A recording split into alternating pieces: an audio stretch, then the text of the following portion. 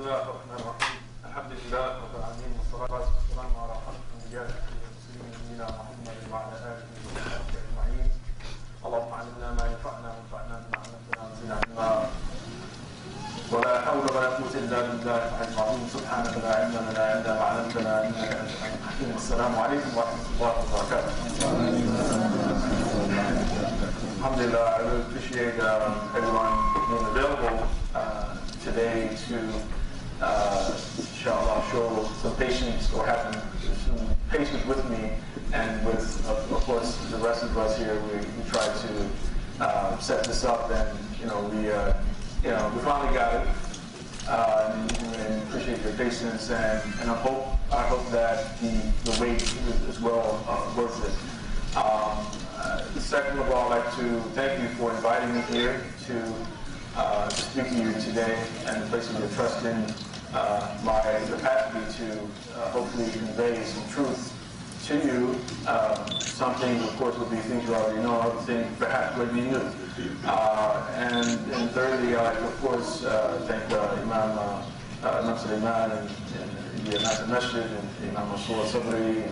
And of course, also, you've seen a lot of people that are familiar with Brother Abdullah and Dr. Nasrullah, Mark King, and we have scholars in the community here.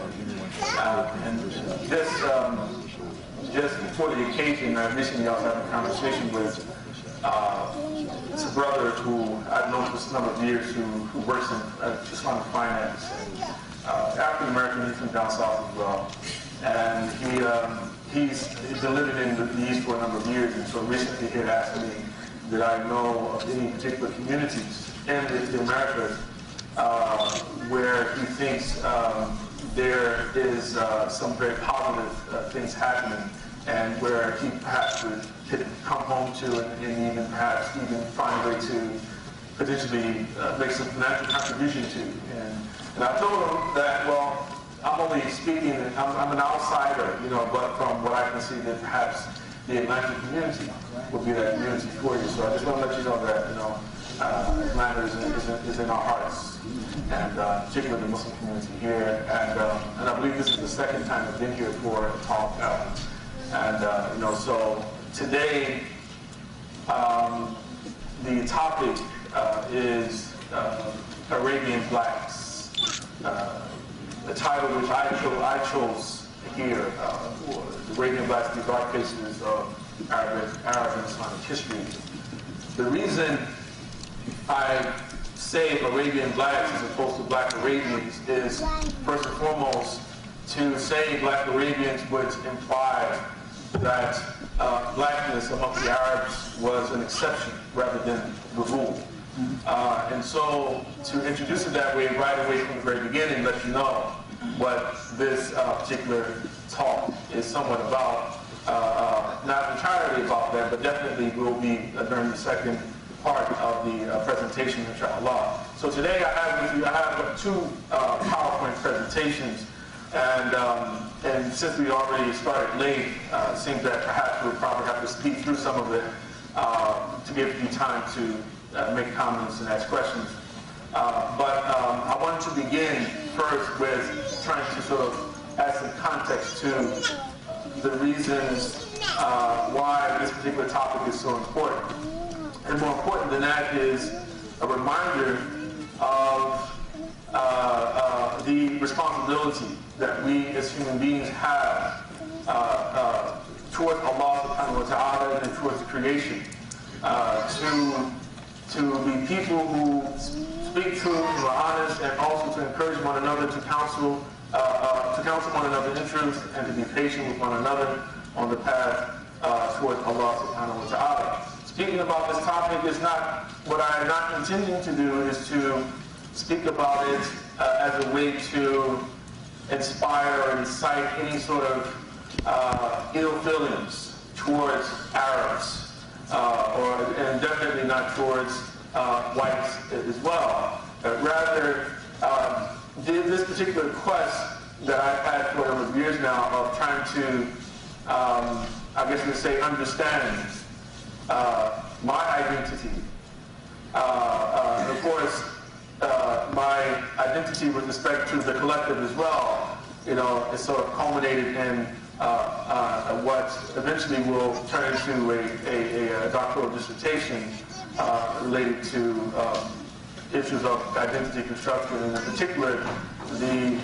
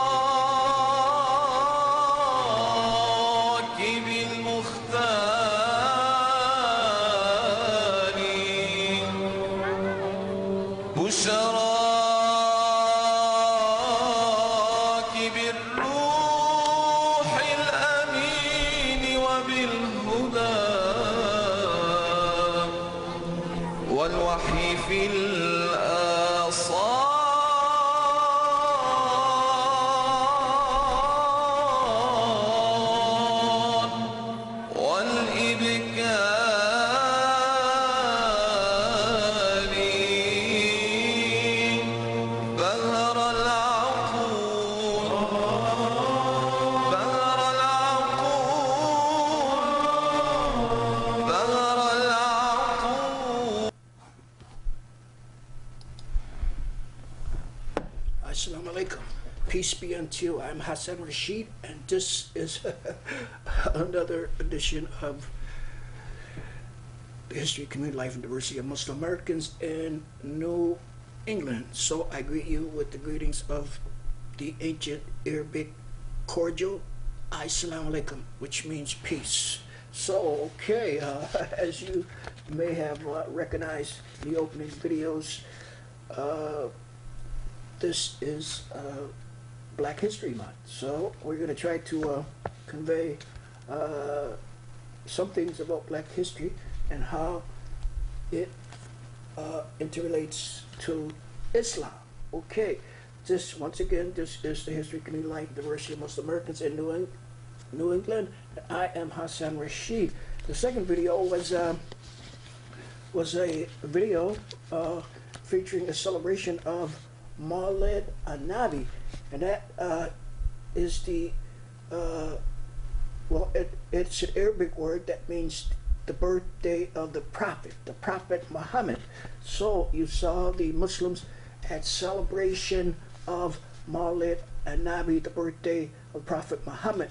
We weren't here in January, and that birthday celebration, Maulid an-Nabi, transpired on the 3rd of January, but we weren't here, so I thought I'd just add it just to make up for the fact that the Prophet of Islam, may his soul rest in peace, birthday was on the 3rd of January. So we may get to it before the broadcast, again, before the broadcast is over with. But I am Hasson Rashid, and this is the History, Community, Life, Diversity, Muslim Americans in New England. Okay, celebrating Black History Month in February is an excellent opportunity to learn about the struggles and achievement of African Americans and their creativity and contributions to human civilization, and also to reform the struggle and determination to fight prejudice and racism. Okay, the 2015 marked the 39th year officially celebrating Black History Month. That's the 39th year. This month marks the 39th year of the Black History Month celebrations. For generations, people have been celebrating and learning about the contributions of African Americans to American society.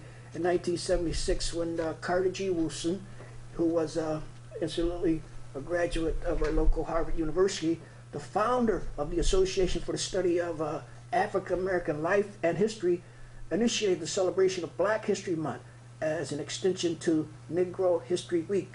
That's 39 years ago, which he had established in 1926 as means of documenting and researching. Well, that went farther back than 39 years, but officially the Congress established Black History Month, well, the legislators, Senate, 39 years ago. Okay, 1926 as a means of documenting and researching the contributions of African Americans to civilization. So, with that in mind, I'd like to remind you that you should anticipate more featured information, maybe videos, as long as this is Black History Month. Okay, and that also an Islamic relationship of Black History Month. The opening video was the depiction of, well, it was Sheikh Abdullah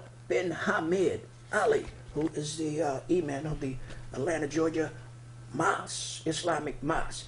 And his presentation was entitled The Arabian Blacks, Dark Faces of Arabic and Islamic History. The Arabian Black, Dark Faces of Arab and Islamic History, Sheikh Abdullah Ali. Okay, so there's more in that video, and we're going to try to get back to it.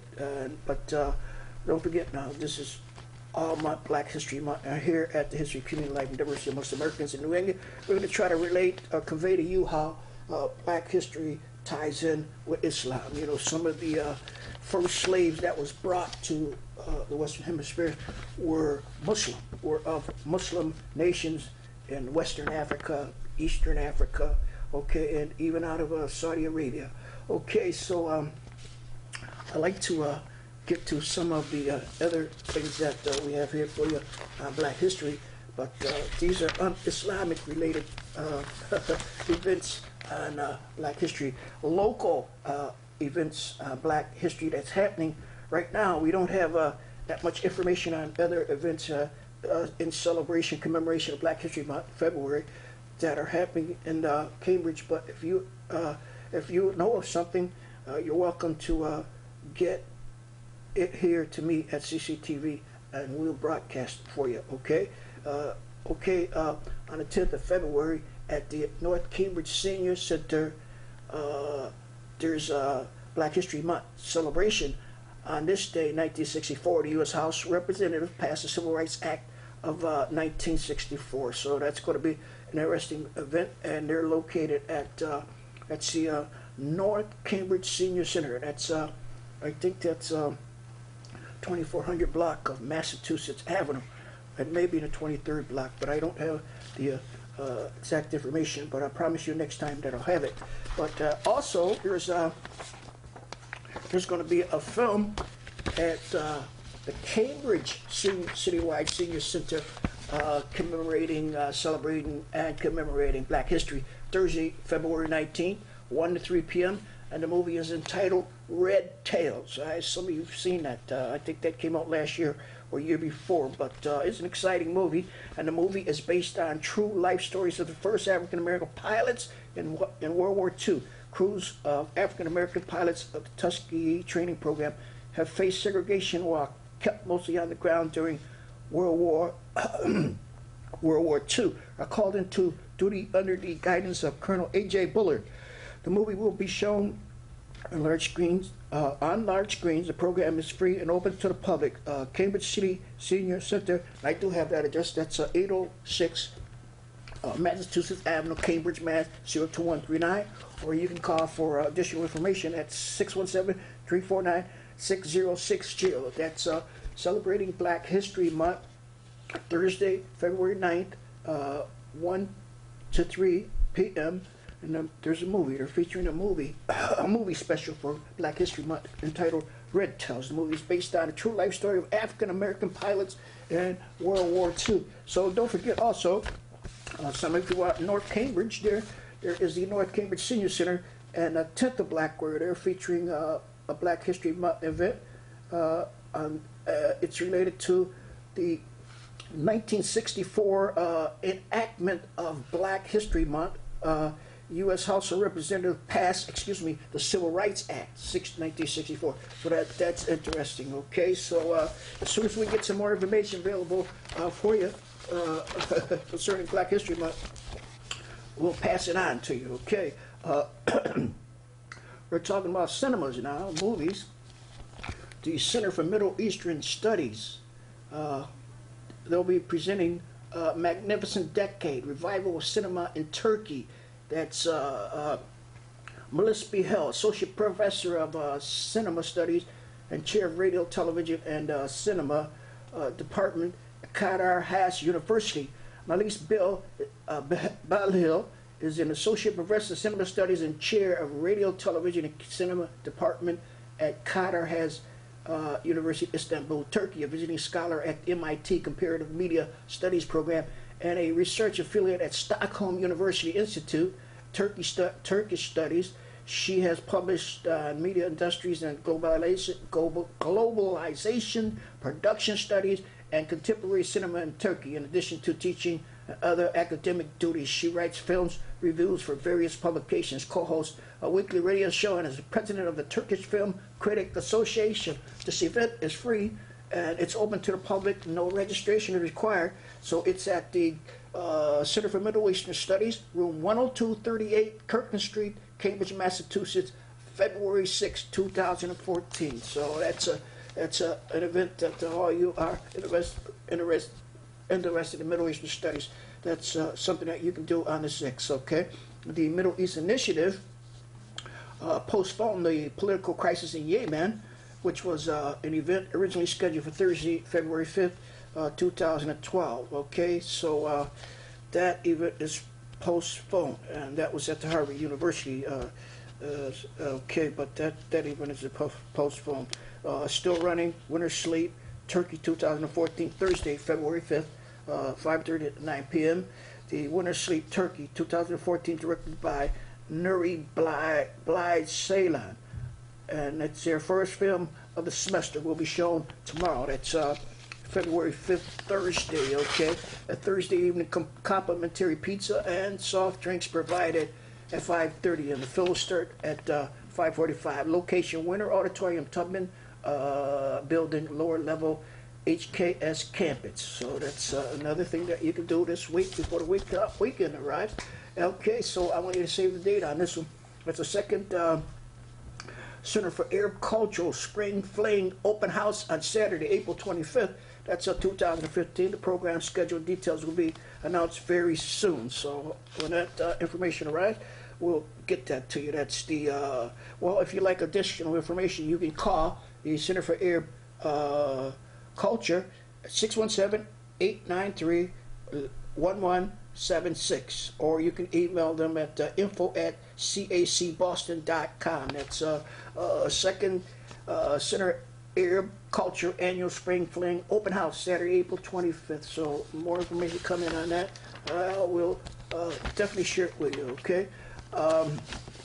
The Waterbury School Board votes Thursday, that's tomorrow, on recognizing Muslim holidays. That's Waterbury, Connecticut. The Board of Education is set to take a vote Thursday on a proposal to recognize religious holidays, a move prompted by a request from about 300 local Muslims. In November, school officials received a petition asking the school to recognize two important holidays, Eid al-Fitr and Eid al-Adha. The petition did not request schools be closed on those days. Rather, it simply requested educators avoid scheduling tests or other important events on the days. Okay, so that's a Waterbury, Connecticut School Board will vote on this issue on recognizing Muslim holidays tomorrow. Okay, the Mosque Cares Ministry of Imam W.D. Muhammad invites you to a historic Savior's Day commemoration on February 21st, 2015 at the Chicago Marriott Airport, 6250 South Cicero Avenue, Chicago. That's Ministry, Mosque Cares Ministry of Imam W.D. Muhammad, and they invite you to come on and out to the Midwest and join them for Savior's Day. Okay, those of you who are familiar with what Savior's Day is all about, so you'll be hearing more for that about that one. But also, I have another notice about a Savior's Day, and this time it's the Savior's Day 2015. That's sponsored, presented by the Nation of Islam. That's and the title of this year Savior's Day is it's sponsored by the Nation of Islam. It's entitled The Intensifying Universal Cry for Justice. So Minister Farrakhan will be speaking on the intensifying universal cry for justice. So then each year, though, they want me to tell you this, that the Nation of Islam commemorates the birth of its founder, Master W. Fard Muhammad, February 26, 1877. This year's Savior's Day commemoration will not feature a national convention. The theme of the Savior's Day 2015 commemoration is intensifying universal cry for justice, which is the title for Honorable Minister Louis Farrakhan keynote address set for Sunday, February 22nd. So you'll be hearing more about that in the upcoming episodes of History, Community Life, Diversity of Muslim Americans in New England. So, okay, I want to say one more thing, that tonight there's a full moon. There's no crescent moon in the sky, but on the 18th, 19th, well, on the week of the 15th, the moon will start waxing again. Okay, so that means the crescent will be out there all that week on the 18th, disappear on the 20th, and it will start waxing again. Okay, it'll wane the early part of the week, and it will wax again at the end of the week, the 20th, 21st, until the 26th. So all you sky watchers, crescent watchers, and all those who recognize the symbol, the meaning of the symbol and the sacredness of the symbol of the crescent moon. Okay, I'm going to try to get back to, well, I got another video planned for you, and this one is more related to the Prophet Muhammad, since we did miss presenting something in regards to Maulid and Nabi in January. Okay, we weren't here in January, but we can go out with this one. Okay, I am Hasson Rashid, and it's always excellent being with you. And until next time, remember that superior wisdom can never be subjected by inferior wisdom. So until next time, I leave you with the most honorable greeting, ancient Islamic greeting, and that is peace, and that is Assalamu alaikum.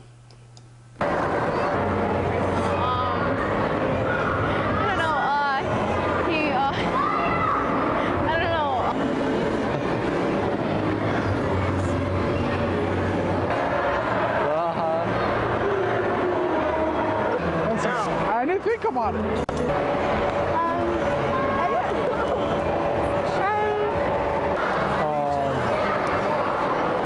Rasulullah was here in front of you. What would you say? I thank him. I would. I'd be speechless. Speechless. If the Prophet was here, I will tell him, in this age and time, many people are spreading hatred in your name and spreading violence in your name. But you are the only one who came to this world to spread love and to spread patience. I would tell him Assalamu alaikum, and I would ask him how to help me to implement the religion more for my children. I would say Assalamu alaikum. I would ask him if he needs something.